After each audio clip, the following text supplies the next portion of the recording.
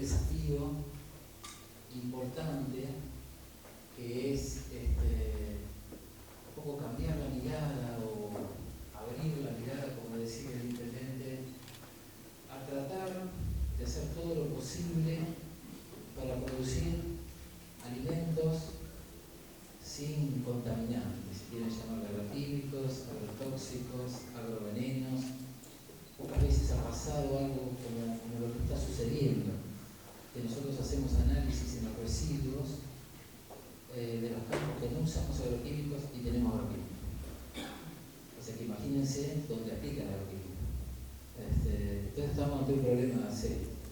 Yo voy a contar mi mayor experiencia, si bien voy mucho hace 5 años que voy a Misiones, he ido bastante también un poco a Corrientes, en realidad estoy medio nómada hace 4 o 5 años, pero mi mayor experiencia está en la provincia de Buenos Aires. Sabemos que es otro clima, es otra situación, pero si uno puede dejar algo acá es que las herramientas de la agroecología son los principios universales de la naturaleza. Y naturaleza hay en todo el mundo. Habrá un desierto, una situación.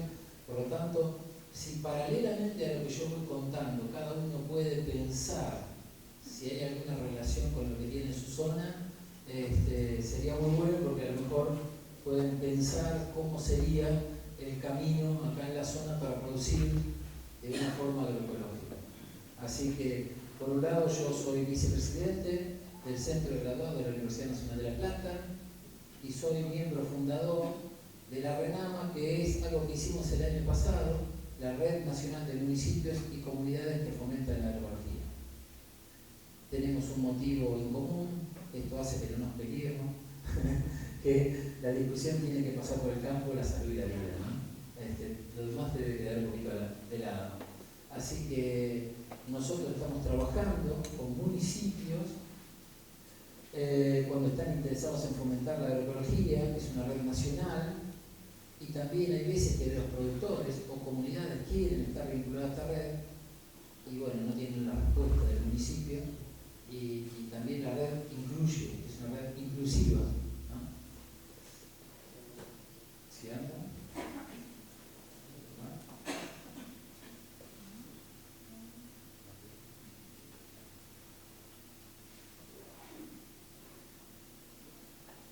Bueno, en este momento quiero comentarles que la agroecología se ha expandido mucho. Ahí yo asesoro directamente al municipio de Guaminí hace 3 años, a Gualeguaychú y Bolívar, pero en este momento estamos con 6 municipios y el próximo mes estaremos cerca de 8 o 9. Los campos que están en esos municipios y algunos 5 municipios son unas 12.500 hectáreas, pero en el total de la red estamos hablando de unas 20.000 hectáreas. Porque muchas veces se piensa o nos hacen creer que la agroecología es para el patio, para una huerta, y a lo mejor los casos que yo vengo a contar son de cultivos extensivos.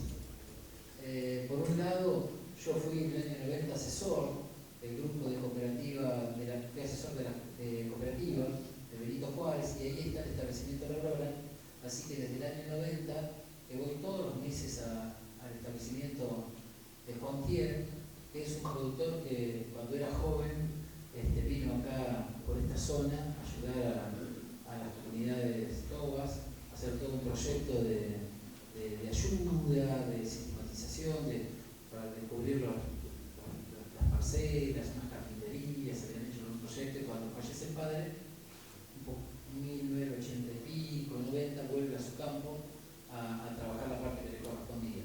Y ahí me invitan a ser el asesor de esa cooperativa. Y desde ahí que me soportan, que trabajamos con él. También fui director de producción del municipio de Desarrollo. Es un municipio muy importante de la provincia de Buenos Aires. Es un municipio, es la capital provincial del trigo, es una comunidad holandesa y dinamarquesa fuerte y realmente muy agrícola. Y eso me dio una mirada bastante interesante, y después fui director del Plan de Desarrollo Estratégico del municipio. Y ahí ya estábamos hablando de agroecología. Ahí hablábamos de un partido que tenía que trabajar en la prevención, en la salud, ¿no? Que no había que ir atrás de apagar los incendios, que teníamos que trabajar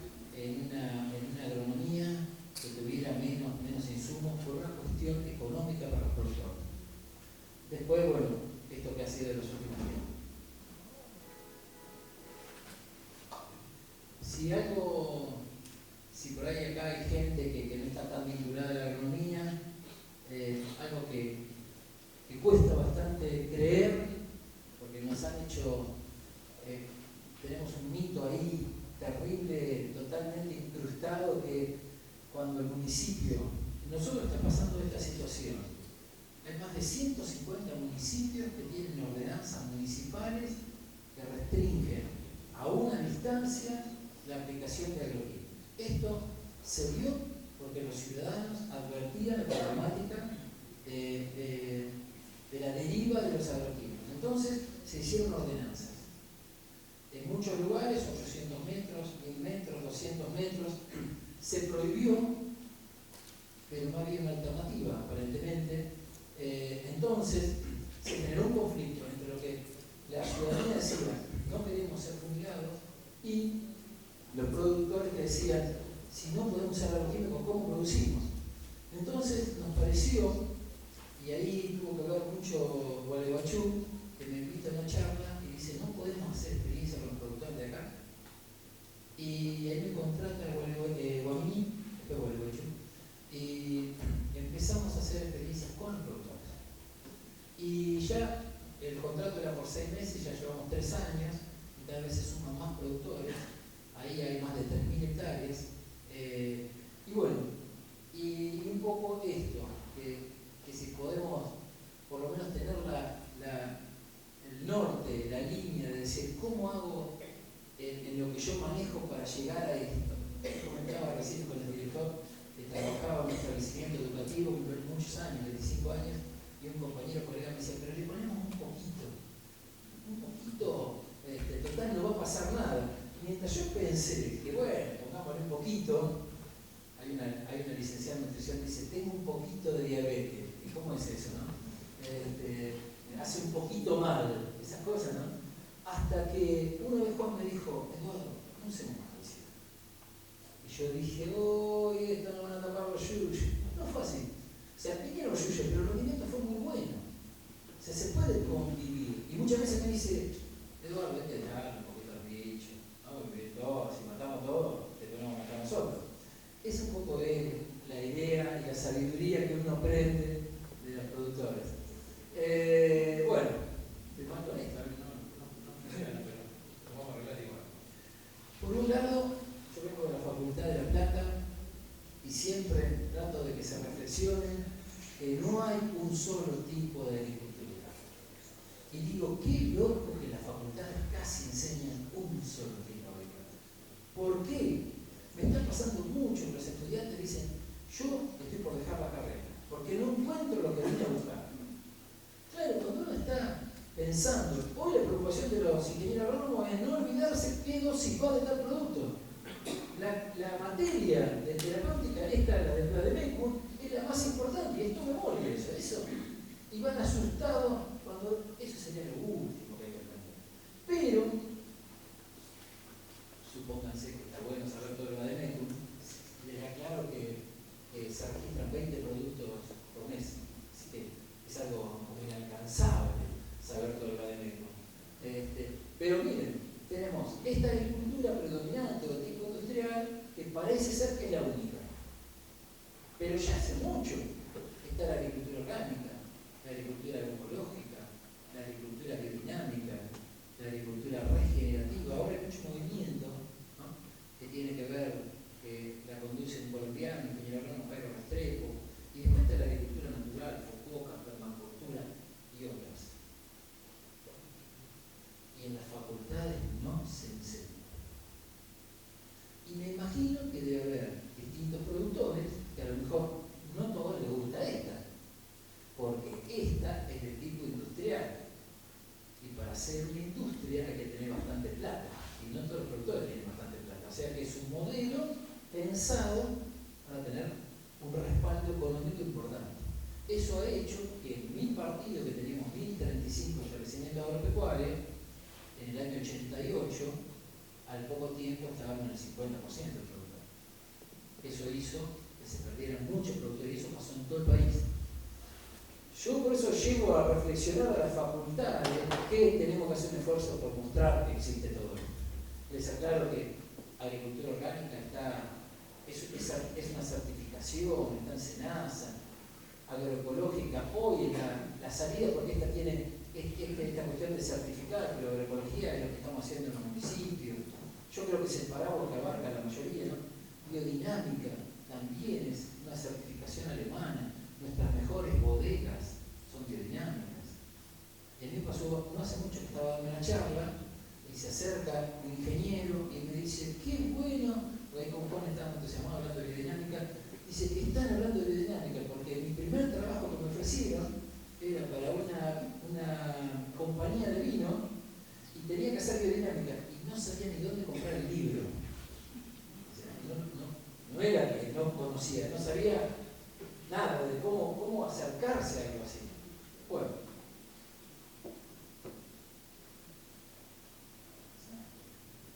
Bueno, la agroecología, para empezar bien de abajo, uno de los principios de la ecología y la agronomía. Siempre en la agronomía la ecología se ve en primer año, en segundo año, y uno no la encuentra nunca más en la carrera. Entonces no puede acercarse nunca a esos conceptos.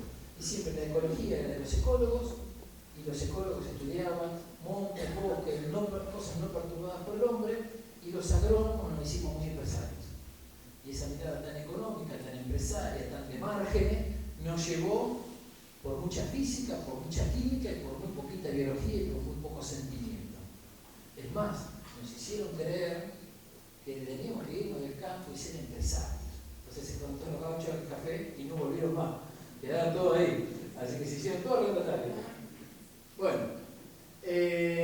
incorpora mucho la biología y es una disciplina relativamente nueva en la formación de técnicos y profesionales. La primera facultad que incorpora obligatoriamente, que está en cuarto año, es La Plata, y tiene nada más que 15 años.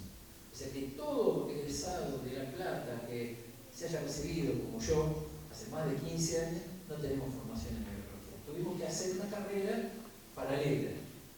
Hoy es obligatorio. Y bueno, esto está movilizando que muchas facultades lo están pensando y bueno, no es tan fácil cambiar la currícula de la facultad.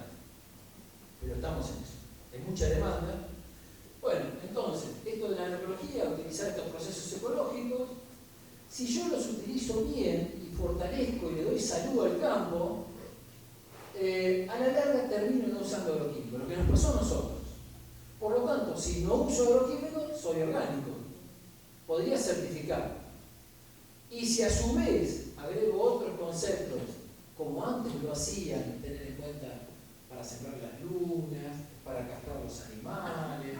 Miren, muchas veces los productores, como conocen que había algo de eso, cursos que estamos haciendo de agroecología, me dicen, por favor, hablemos de calendario biodinámico, hablemos de esas cosas. Y realmente, yo voy a mostrar algún ejemplo, es sorprendente, porque uno no puede entender qué está pasando. Pero está bueno despertar el interés de que las plantas, y todos, las mareas, los pescadores saben lo diferente que es un día que otro.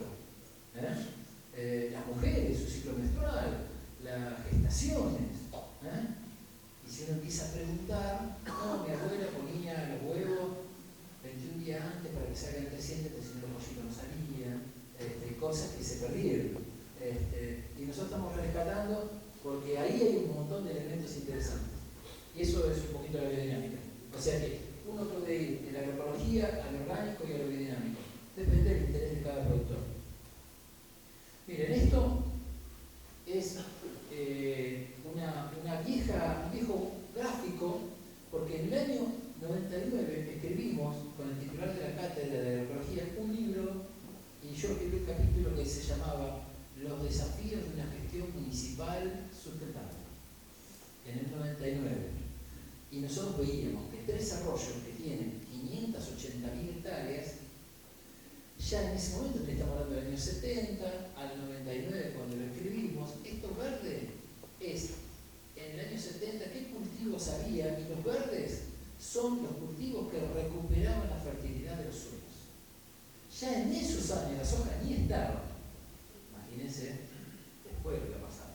Miren cómo el partido estaba perdiendo su recurso suelo. Y ahí, en ese capítulo, decíamos, si el municipio tiene que tener en cuenta los nuevos roles que se avecinan. Y los nuevos roles son, si no cuida su patrimonio natural, si esas poblaciones viven del campo, ¿de qué vamos a vivir? ¿No? ¿Se entiende esto? Si la gente viene y hace cultivos y los hace y cosecha y se va, es minería. Y si es minería, después queda el campo y quedan los ciudadanos con ese territorio. ¿Y qué hacemos ahí? Por eso ahí está escrito, y pongo el ejemplo de La Barrilla, que es un partido de la provincia de Buenos Aires, que muchos de sus suelos se estaban dando para hacer ladrillos. La gente se estaba llenando de plata, pero después que se va a la ladrillera, ¿qué pasa? No hay más suelos. Y eso el municipio, porque es la misma unidad del Estado local, tiene que velar por esos intereses. Y en eso estamos trabajando con los municipios. Estamos trabajando porque son los nuevos roles. El sábado 13 de mayo hacemos el aniversario de la RENAMA y una de las cuestiones va a ser discutir con los funcionarios algunas tasas nuevas que vamos a pensar a ver si como cordón agroecológico estamos viendo, no sé, alguna tasa ambiental, alguna cuestión que permita fiscalizar, promover la agroecología, porque guarda que todos los agroquímicos después le dicen al municipio, hacete cargo de los envases, hacete cargo del reciclado, hacete cargo, ¿saben que entran 300 millones de litros de agroquímicos por año? Miren si se cobrara $1 por litro, son 300 millones. Tenemos que hacer alguna experimental, tenemos que hacer... Entonces, todo a nosotros nos pasa en la provincia, que le tiran al municipio fiscalizar las recetas, lo que se aplica, y en realidad la aplicación de un agroquímico es un desequilibrio. Es porque yo no estoy manejando bien el campo. Ahora se nos hizo costumbre que todo va con agroquímico. Pero las facultades nos decían, el agroquímico es lo último que vas a usar. Vos planificás el campo y lo último va a ser cuando tengas un desequilibrio, vas a usar insecticida, un herbicida. Eso cambió. Ya nadie piensa en hacer cultivo sin tener en cuenta los costos de los agroquímicos. ¿Cierto? Entonces, el municipio no puede fiscalizar, no puede hacer todo eso. Pero tenemos que entender que estamos pensando, y ya se está pasando, que las direcciones de producción empiezan a cambiar. Tienen un ingeniero, nosotros estamos empezar a hacer monitoreo de residuos en alimentos, en el suelo, en el aire. Si es así que los productos no se vuelan, como nos dicen, cuando nos quieren decir que no se vuelan las gotas, pero el problema no son las gotas, el problema son gases que se elevan, van en las nubes, y estamos todo el tiempo con 300 millones de litros sobre la cabeza año a año. Y eso puede traer algún problemita más. Bueno, esto ya lo estábamos diciendo, lo estábamos viendo, que el desarrollo sí va a estar con un problema. Y ahí, miren que increíble, decíamos, esto es hacer 1 hectárea de trigo, cultivo principal capital provincial del trigo. Hacer 1 hectárea en el año 91, al promedio de la zona le costaba $100. Y a este productor súper tecnologizado, un poquito más. Fíjense que los dos, en 10 años, subieron sus costos de $100 a $200. Ahí ya veíamos un problema, lo discutíamos con los productores y los técnicos. En 10 años duplicamos el costo. ¿Para qué será eso? Y ahí en el libro que está escrito, en ese momento no eran digitales, eran en papel, así que está agotado el libro, pero por ejemplo la biblioteca lo tiene. Agroecología, el camino hacia una agricultura sustentable, algo así. Acá está, el camino hacia una agricultura sustentable. Decíamos, y estábamos en el 99, que de seguir así, en el 2015 íbamos a estar en $300. ¿Saben que en el 2015 estábamos en $400? O sea, cualquier productor que hace 1 hectárea de trigo en 3 arroyos gastaba $400. Bien, bueno, ahí no les digo nada. Pero si les digo que acá los trigos rendían 2.500 kilos, 3.000, y si invertíamos 100 y ahora invertimos 400 para estar igual que en el 90, ¿cuánto tiene que rendir el trigo? Para ver si están despiertos. 4 veces más para salir hechos. 10.000 kilos. Los invito a que agarren cualquier revista técnica y siempre es, los cultivos vienen bárbaros, todo va bárbaro, va. El último vientito, el último calor hizo que dieran 5.000. El año pasado casi no cosechamos en los campos normales, sí en los agroecológicos.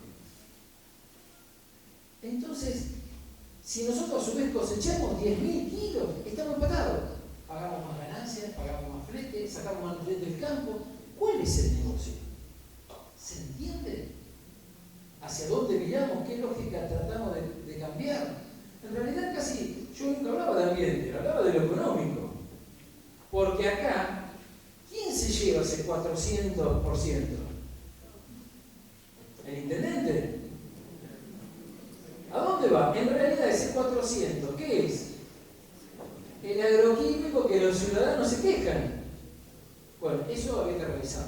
Y ya lo discutíamos, por eso a mí me sirvió mucho esa etapa, porque ahí discutíamos que esto no podía ser. Pero el desarrollo todavía creo que sigue discutiendo. Me llaman para ver si voy a dar una charla. Yo la verdad que lo mejor que le puede pasar a uno es irse de su lugar, porque nadie es profeta en su tierra, ¿no? Así que hace 5 años emigré, ahora no tengo que ir a dar una charla. Y miren lo que pasaba. Esto es otra cosa que, esa lógica que uno no cree. Miren, esto amarillo es el precio del trigo. Estaba en 80, 100 dólares, en ese caso, 80 dólares es el quintal, sí, la tonelada. 80 dólares, 800, sí, la tonelada. Fíjense que llegó a 200 dólares. Bueno, o sea que el precio se duplicó y el costo se cuadruplicó. Ya ahí no hacía nada. Pero miren esto, este gráfico está hecho por esto. Este es el precio ya un poquito viejo, 2013, del gasoil. Fíjense, porque uno decía, ¿por qué subió a 400 dólares? Bueno, el gasoil hoy está más arriba todavía. Pero miren la urea. La urea se hace con gas.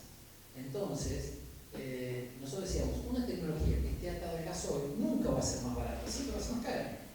Bien, esa cuestión. Pero acá hay algo interesante. Miren, cuando el precio del trigo sube, subió el gasoil y subió la urea. Pero no, si se hace con gas, parecería que la urea se hace con trigo, ¿no?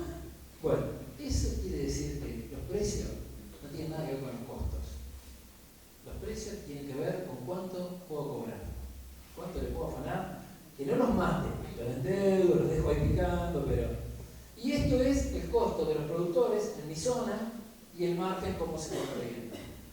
O sea que este tipo, nosotros decíamos en ese momento, esto no nos conviene como municipios, no nos conviene como asesores de la producción. Así que desde ahí lo venimos pensando. Y en ese momento discutíamos con CREA, al principio de nuestra y decíamos que ese no era el modelo, que había que cambiarlo. Y los productores estaban muy entusiasmados. Y no fue posible, porque el municipio podía hacer mucho menos y después yo me alejé del municipio. Y dejamos todo esto, que ahora se está reciclando. Pero fíjense, el 24 de junio de 2015, un técnico muy reconocido de la UBA dice: las malezas ponen en jaque los sistemas agrícolas, y esto es interesante. Miren el término, ¿no? Dice, sentenció que el sistema agrícola está enfermo. Y esto es lo que tenemos que tener en cuenta, está enfermo. Yo digo que el sistema es drogadicto, porque cada vez pide más. Y ese concepto es interesante, porque para ir hacia un campo ecológico tenemos que pensar casi en un establecimiento drogadicto. Y que hay que hacer un proceso para proceso de las drogas. Entonces ya lo están advirtiendo. Y fíjense esto es de la página de la Presid, pero esto ya tiene un tiempito. Pero es interesante, a ver, la lógica que está usando la agricultura, esta industrial predominante. ¿Esto qué quiere decir? Que en el año 95 no había ninguna maleza resistente al glifosato. En el 96 aparece el amaranto, que es el yuyo colorado, y pasa mucho tiempo hasta que aparece el sorgo Alepo, que he visto mucho por acá por la zona, ¿no? ¡Qué cantidad de sorgo Alepo! Más que dulce. Podrían tener una ganadería espectacular. Acá aparece ya otra maleza resistente. Y al tiempito, pero fíjense, al poco tiempo aparece el regras, el lolio. Después aparece otro regras. Y acá la naturaleza es como que se quebró. Se quebró el sistema inmunológico como nos pasa a nosotros. Hay gente que dice, pero yo siempre ando con agroquímico, a mí no me pasó nada. Sí, puede ser. Depende de cada uno, depende del sistema inmunológico. En un momento se quiebra y acá parece como que la naturaleza se hubiera quebrado. Y miren, este poquito tiempo, del 2010 al 2015, hay 17 malezas resistentes al glifosato. Y entonces, ¿qué hacemos? Si cada vez aparecen más, quiere decir que la lógica que estamos pensando para controlar las malezas no es la adecuada, porque cada vez hay más, en vez de menos. Miren esto, se hacen congresos de malezas para tratar de entenderlas, se hacen grupos de WhatsApp. Los alumnos se matan por ir al congreso, gastar un montón de guita, cuando la lógica es otra. Miren esto, malezas, un nuevo alerta rojo, un biotipo de nabo resistente a 2,4-D, ya 2,4-D. Y ahora, dicen, la nanotecnología, vamos a sacar un glifosato con nanotecnología, lo dicen por radio, por todos lados, aprovechando la máxima tecnología, la nanotecnología. ¿Y saben para qué? No para que controle mejor la maleza, para que no tenga olor. Y esto es como decir que al gas de las casas le saquen el olor. El olor no es para que cocine mejor.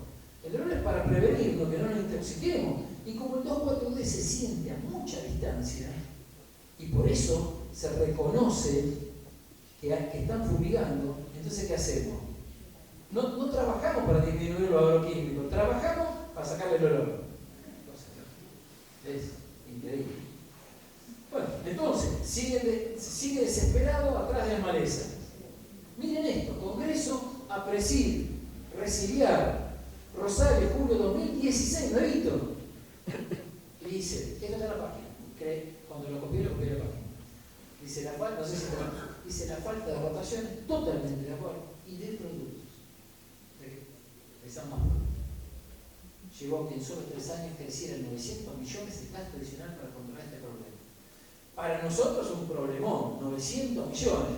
Para el que la junta, mandar. Las acciones se fueron para arriba, parece. Y esto es increíble. Esto está en la página. Parece la revancha de los yuyos. Uno dice, y acá vienen los congresos, donde las malezas hablan. Dicen, de ahora en más ustedes, estos productos saquen el otro, traigan otro, porque no va más. Bueno, así es como. No es un problema de una decisión nuestra, de un manejo que está enfermo el campo. Tiene que ver con una forma de creer que. Y bueno, ya entonces, el año pasado, había 27 especies. Fíjense, 17 que les mostré, 27. Y Julieta ayer me dice, ya estamos en 30. ¿Puede ser? 29, perdón. 29. Ya pasaron 3 días, porque estamos 30. Ahora, fíjense esto, cómo por ahí es el mensaje. Hoy existen 27 especies resistentes a glifosato y otros herbicidas. Pero guarda, las malezas compiten con la soja por recursos claves como el agua y el nutriente. No vayas a dejar de usar, te precisamos. Bueno. Y la cuestión de esto lo puse yo, ¿los herbicidas solo afectan a las malezas? Porque uno ve que cada vez hay que poner más fertilizante para sostener el mismo rendimiento. Entonces quiere decir que los herbicidas están afectando otras cosas. Y básicamente lo estamos viendo que está afectando la fertilidad, que está afectando las plagas, y voy a mostrarles algunos ejemplos.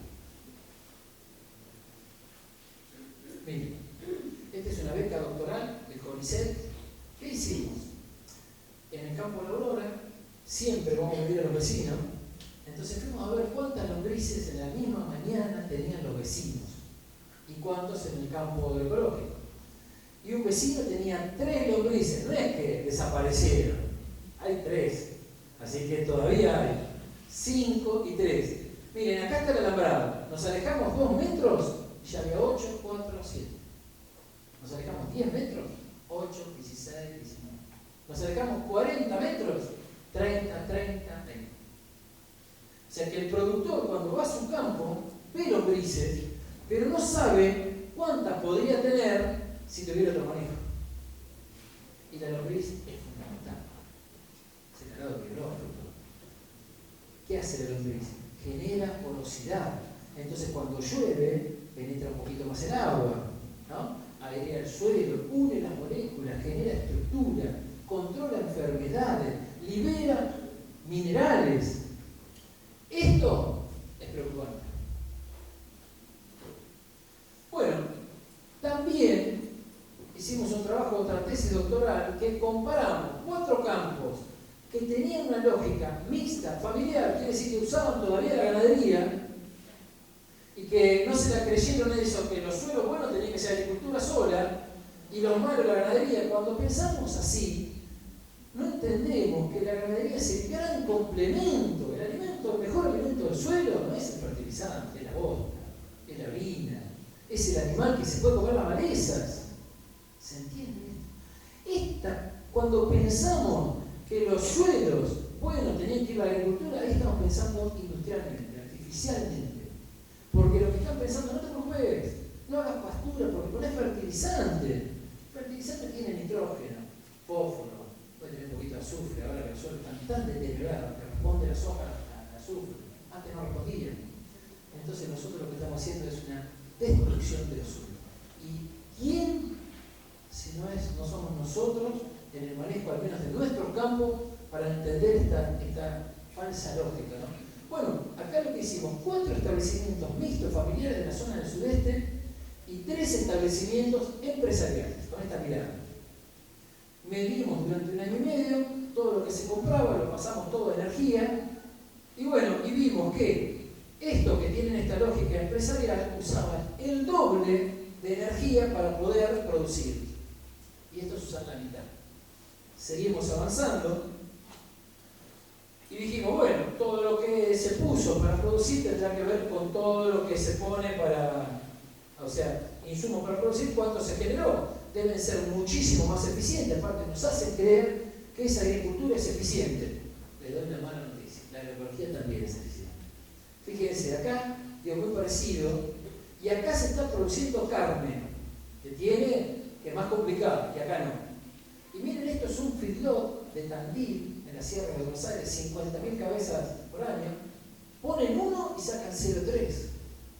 Esto si no tiene subsidio no puede funcionar. Y esto tiene que ver con lo que ha pasado también, ¿no? Por suerte la provincia de Buenos Aires ha levantado su nivel de hacienda, su stock de hacienda en este último tiempito. Bueno, un poquito para contarles por qué nos enfocamos desde otro lado. Esta es la provincia de Buenos Aires, entonces voy a hablar un poquito de la Aurora, qué es lo que hicimos en la Aurora. Después voy a contar de otro campo que empezamos a trabajar hace 2 o 3 años, un campo grande y con muy buenos resultados, y algunas cositas de otros campos, son muchos. Bueno, si ven la provincia de Buenos Aires, el sudeste, ahí está la Aurora, Benito Juárez, con Tandil. Esta es una vista del campo. El campo tiene bajos, tiene cerros, acá estamos en un cerro, ¿no? Tiene parte arable, son 650 hectáreas, cuando son 650 hectáreas, 300 agrícolas y después la mitad abajo y la mitad cerros. Acá se está sembrando, en este caso convencional, se hace directa, no hay ninguna estrategia de herramientas según el año, si llueve mucho, si llueve poco, era una cosa, era la otra. Nosotros la siembra directa nos encanta, pero no esta siembra directa súper falopeada, sino una siembra directa sin agroquímicos, que la siembra directa vino para eso, sin agroquímicos. Después se desvirtuó, porque vino la RR que se podía utilizar y usar en cualquier momento, no tira para arriba, para abajo, no le hace nada. Entonces la gente por la duda, vamos a echar un poquito más. Y esto que pasamos 2 litros, 4 litros, 6 litros, 8 litros, me contaban, bueno, en algunos campos estábamos 12 litros cuando empezamos. Bien. Primera estrategia muy importante de la Aurora, que todos los cultivos de invierno, avena, trigo, avena, cebada y casi todos los cultivos que nosotros trabajamos agroecológicamente no son monocultivos. Siempre tenemos cultivos asociados. ¿Qué quiere decir esto? Estos cultivos, en este caso, acá Trevor usamos. En otros, en Gualeguaychú usamos lotus. En Guaviní usamos alfalfa. Siempre asociados con leguminosas. Y ahora vamos a ir viendo un poquito. Bueno, esto es una vista del campo.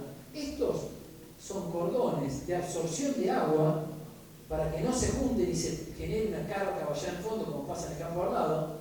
Y estos son corredores biológicos. Acá son espacios que después voy a contar para el tema planas. Bueno, el campo es así, como les decía, bajos.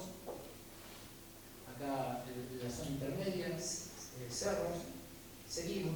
Y bueno, cuando empezamos a trabajar con Juan, comprábamos todo esto, herbicidas, fertilizantes, semillas, combustibles, insecticidas, lo que compra todo el productor.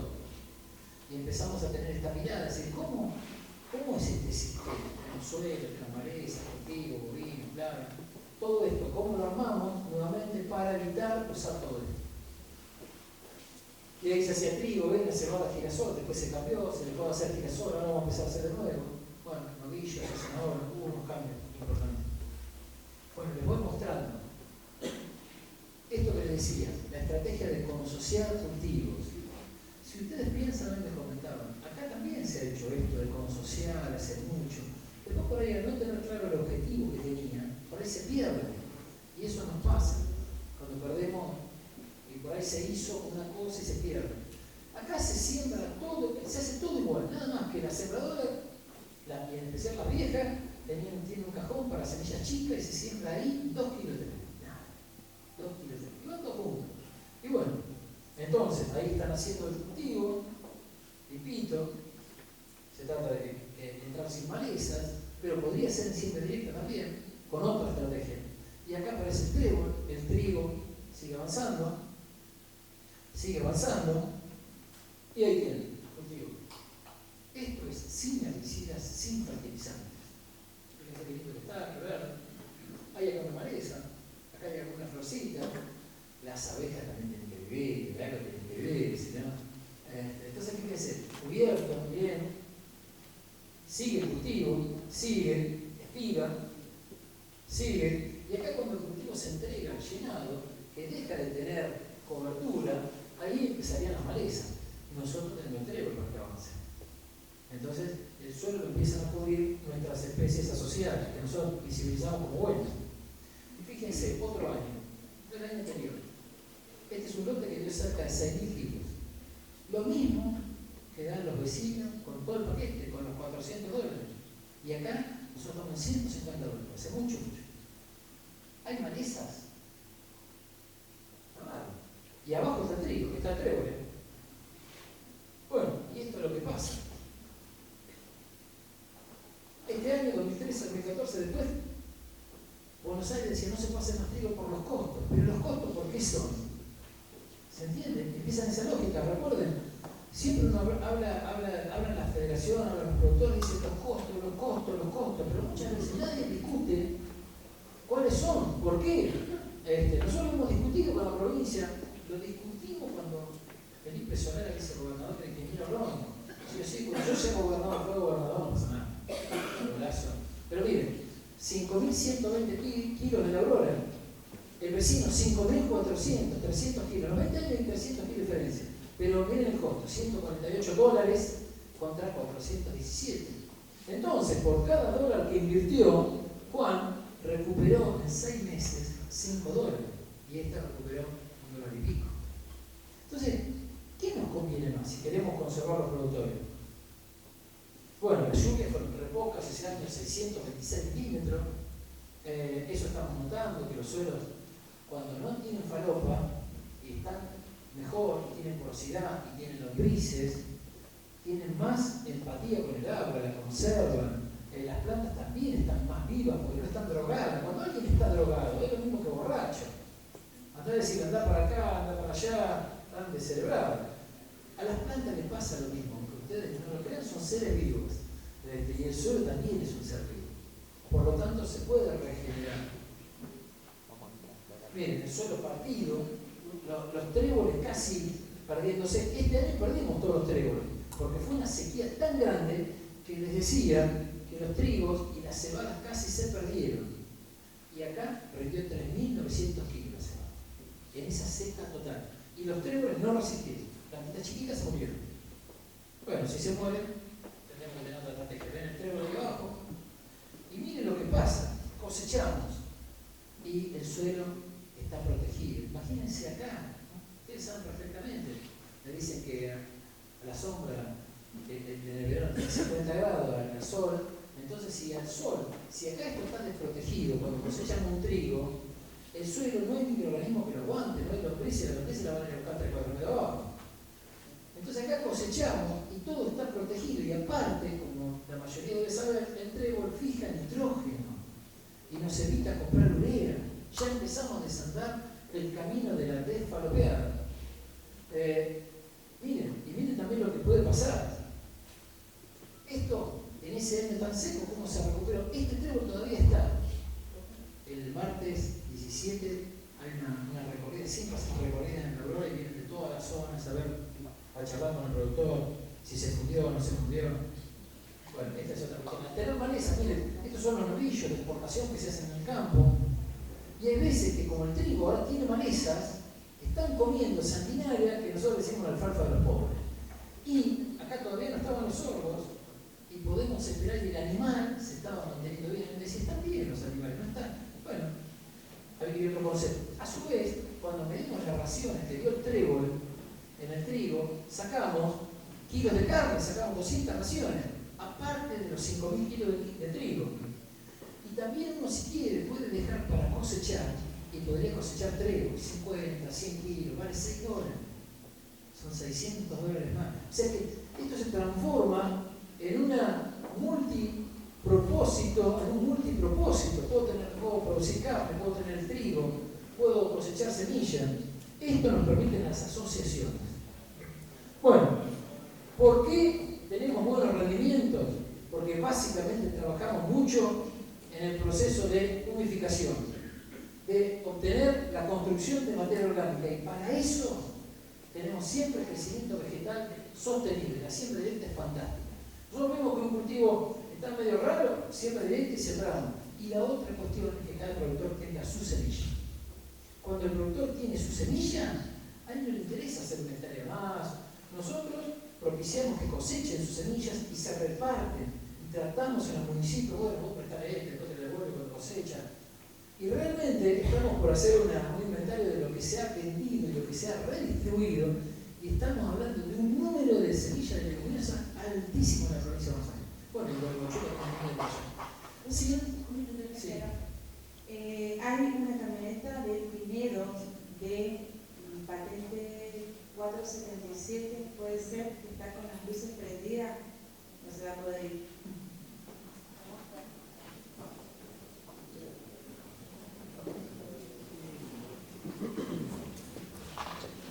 Bueno, entonces, técnicamente, la asociación de cultivos, súper clara, por tema malezas, por tema de construcción de materia orgánica cuando están los cultivos. Si nosotros tenemos maíz y no hay nada abajo, viene una lluvia y se nos erosiona, una leguminosa le da vida al suelo.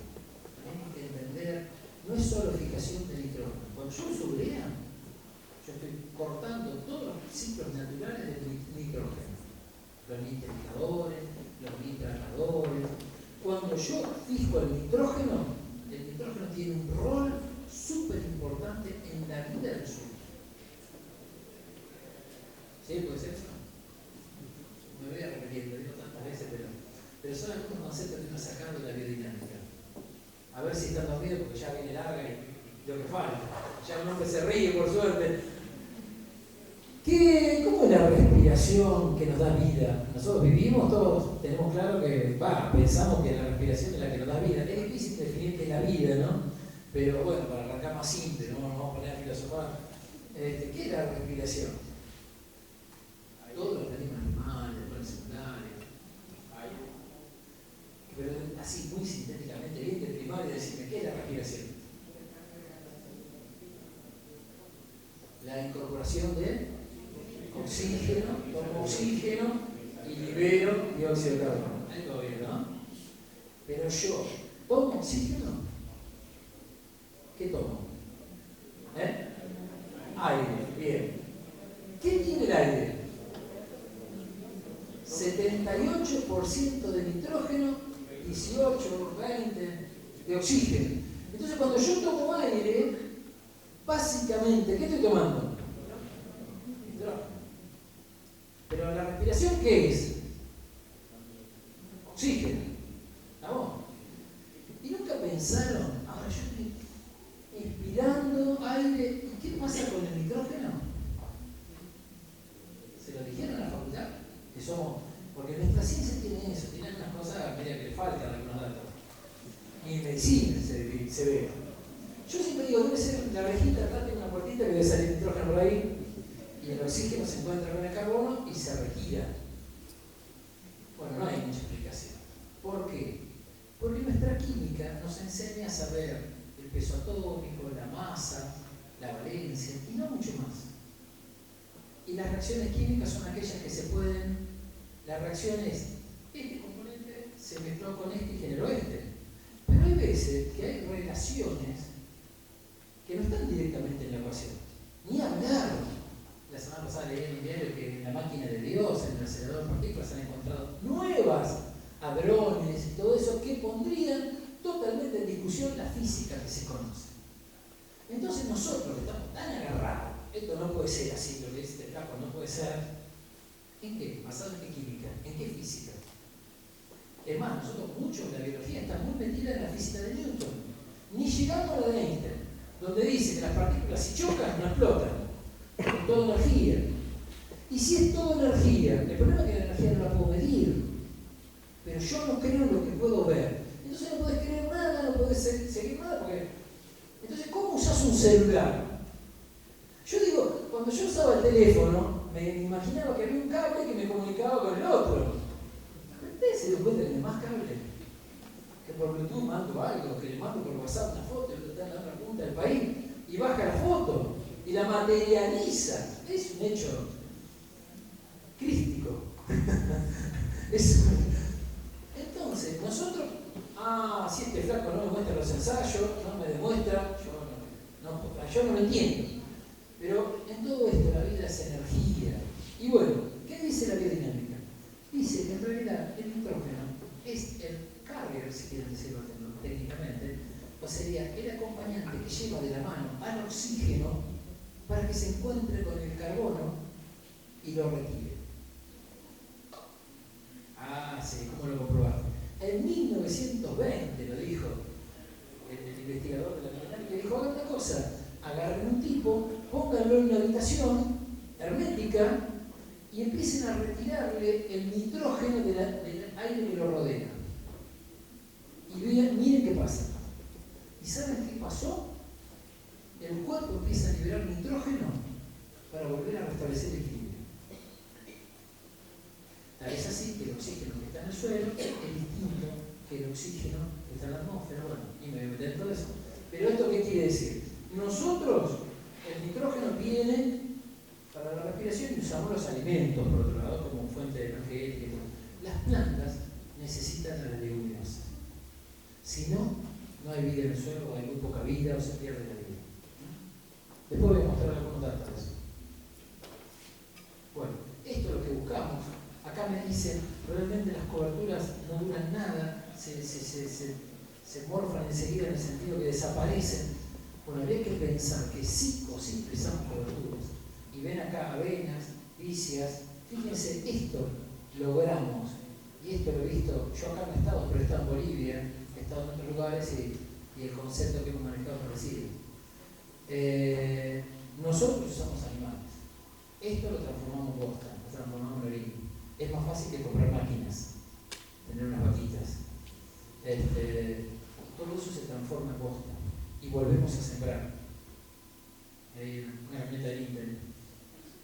Ahí tenemos los nódulos, ¿no?, de las bacterias que trabajan en simbiosis con las leguminosas, acá una plantita alicia, que fijan nitrógeno y que aparte de fijar nitrógeno solubilizan fósforo, generan exudados que protegen a la planta. Bueno, cada vez están apareciendo más investigaciones, las plantas se comunican. Bueno, cuando yo estudié las micorrizas estaban nada más que los pinos. Ahora todas las plantas tienen micorrizas. Y usamos micorrizas y usamos bacterias solubilizadoras de fósforo. Bueno, acá está Manuel Juan mostrando cómo colonizaron las bacterias. Acá hay mucha vida. Y esto, como ser un trigo que se sembró con trébol, esto de guamino. En un campo muy chacreado, lleno de gramón, justo lo había comprado el productor. Y después, como había tenido problemas con el trébol, con la sembradora, siembra directa de avena con vicia, vino reglar, vicia. Está lleno de gramón. Hace 3 años que no invierte un peso y saca carne, lleva los animales, come, engorda, saca y no costó un peso. El gramón sigue estando, se fue, pero la pasta y la pasta. Entonces entendimos que por ahora, cuando hacían la herbicida, lo controlaban un año, lo frenaban, pero el otro año lo volvieron a tener. Así está produciendo, bueno, y cuando uno mete la pala, fíjense, esto es un trébol, que miren el cardo, un trébol que se hizo con el trigo, con cebada o con avena. Y bueno, volviendo a lo que les mostré, estas barras rojas, de nuevo los vecinos, y el alambrado, y la distancia, y si tomamos como 100%, acá a 40 metros, los vecinos están trabajando con el 4% de los pisos. Y si esto, usamos un poquito la imaginación, porque las lombrices también las pesamos, y dijimos, ¿cuántos kilos forestales de lombrices tendrá cada lote?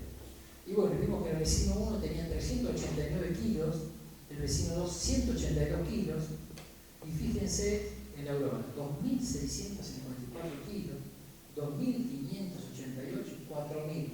La biodinámica, como Ser dice, que debe tener un piso de 800 kilos de lombrices, por supuesto. Bueno, acá estaríamos muy bien y acá estaríamos muy mal. En realidad habría que ver esto, por qué fue. Y después hicimos una cuentita. La bibliografía dice que cada lombriz pasa por su tracto digestivo lo mismo que su peso. Entonces, si teníamos 389 kilos de lombrices y tomamos que para nuestro suelo es una capa arable de 12 centímetros con nuestra densidad aparente, ¿cuántos kilos de suelo tendríamos?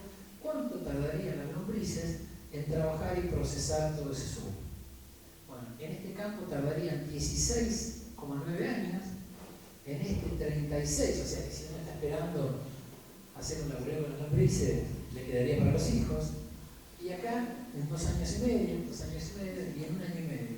Esto, de cierta manera, es la naturaleza trabajando con nosotros estamos haciendo procesos a favor de la naturaleza. Cuando fuimos a cositas un poquito más infinitas, miren, acá medimos la respiración, para decir, ¿esto está vivo, está muerto? Bueno, miren, en un lote del modelo predominante casi no respira, nos está hablando de una gran artificialización.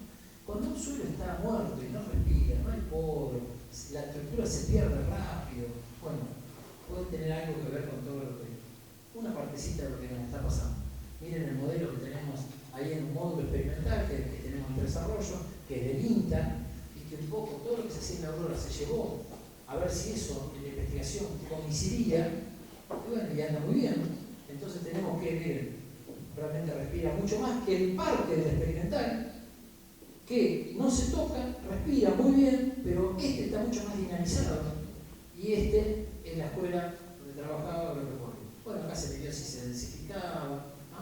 ¿Qué pasó con la materia orgánica? Se ganó casi el 1%. Hoy este trabajo se está presentando uno de los colegas en Suiza, mostrando los residuos de agroquímicos que tiene el lote de al lado versus este modelo agroecológico, que es muy alto. Residuos de agroquímicos en los suelos. Bueno, esto es un poco, en mi zona siempre nos dijeron que faltaba el fósforo. Acá me dicen que los niveles de fósforo son muy altos, pero en mi zona los niveles estaban en 5 o 6 partes. Y claro, uno con esa mirada lineal